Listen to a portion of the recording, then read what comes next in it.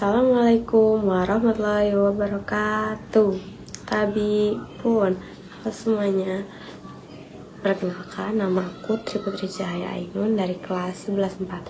Di sini aku akan mempresentasikan tugas remedial yang berjudul pH larutan penyangga atau sering disebut dengan larutan buffer. Kita menghitung, kita harus tahu apa itu larutan penyangga. Secara sederhana, larutan penyangga adalah larutan yang sangat keras kepala. Mengapa disebut keras kepala? Karena larutan ini mampu mempertahankan nilai pH-nya dari pengaruh penambah sedikit asam kuat, sedikit basa kuat, atau bahkan pengenceran dengan air. Bagaimana larutan ini bisa mempertahankan pH-nya? Kuncinya ada pada komponen larutan penyangga yang harus mengandung dua hal. Hal pertama, komponennya lemah. Hal yang kedua, komponennya konjungsinya.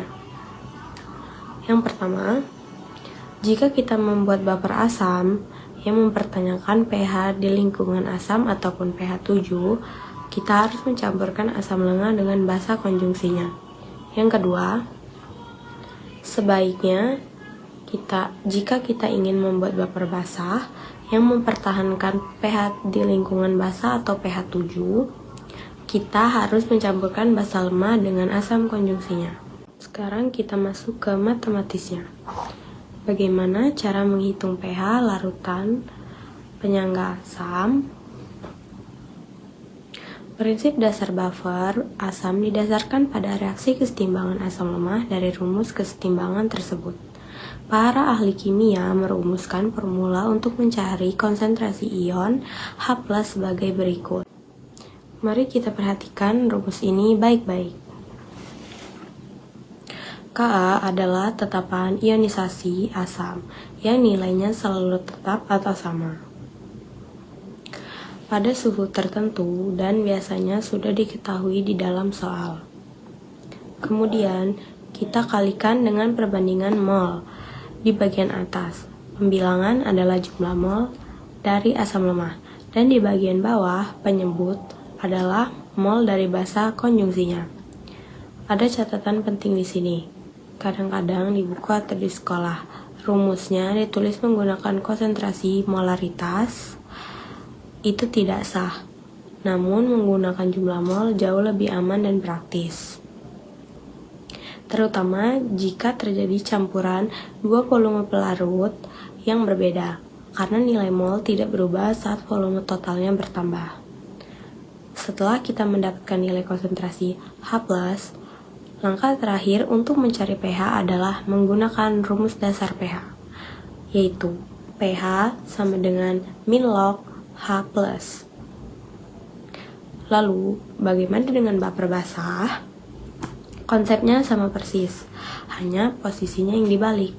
Karena ini adalah lingkungan basah, maka yang kita cari pertama kali bukanlah H+, melainkan konsentrasi ion yaitu OH-.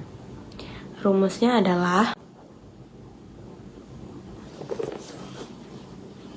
di sini kita menggunakan Kb, ketetapan ionisasi basah. Pembilangnya adalah jumlah mol basa lemah dan penyebutnya adalah jumlah mol asam konjungsinya. Setelah mendapatkan nilai OH-, kita hitung dulu nilai POH-nya dengan rumus. Seperti POH sama dengan min log OH-. Karena yang ditanya selalu pH larutan, jangan lupakan langkah terakhirnya. Hubungan antara pH dan POH adalah pH sama dengan 14 min POH. Sebelum kita masuk ke contoh soal, ada satu konsep lagi yang wajib banget kita pahami agar kita nggak bingung saat membaca soal. Di dalam laboratorium manapun, dalam soal ujian ada dua cara atau metode untuk membuat larutan penyangga. Contoh, kita mencampurkan asam asetat CH3COOH, asam lemah langsung dengan natrium asetat CH3COONA, garam yang mengandung basa konjungsi CH3COO-. Ciri-ciri soal metode langsung. Di dalam soal langsung disebutkan ada zat lemah dan ada garamnya. Jika kalian bertemu soal jenis ini, pengajarannya sangatlah mudah. Tinggal cari mol masing-masing, lalu langsung masukkan ke rumus Babar. Metode kedua adalah metode tidak langsung.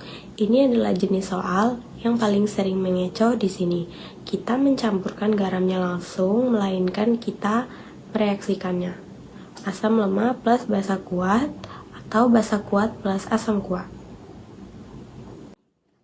Mari kita masuk ke contoh soal.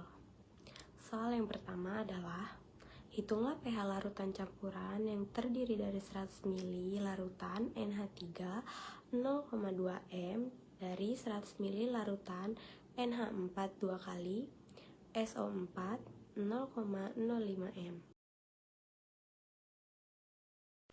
Kalau sudah lumayan paham, ayo kita masuk ke contoh soal yang kedua. Soalnya adalah sebanyak 100 ml larutan CH3COOH 0,3 m direaksikan dengan 100 ml larutan NaOH 0,1 m. Jika Ka CH3COOH sama dengan 15 pangkat min 5, tentukan pH larutan setelah bereaksi. Nah teman-teman, itu dia contoh soal mudah dari pelarutan pH penyangga yang aku jelasin. Semoga di sini teman-teman paham ya. Untuk kelanjutannya atau lebihnya, atau teman-teman mau minta secara jelas banget, teman-teman bisa tanyain ke guru mata pelajaran kimia. Sekian tugas presentasi dari saya. Semoga tugas presentasi yang saya jelaskan bisa bermanfaat buat kalian semua dan buat diri saya juga. Saya akhiri. Wassalamualaikum warahmatullahi wabarakatuh.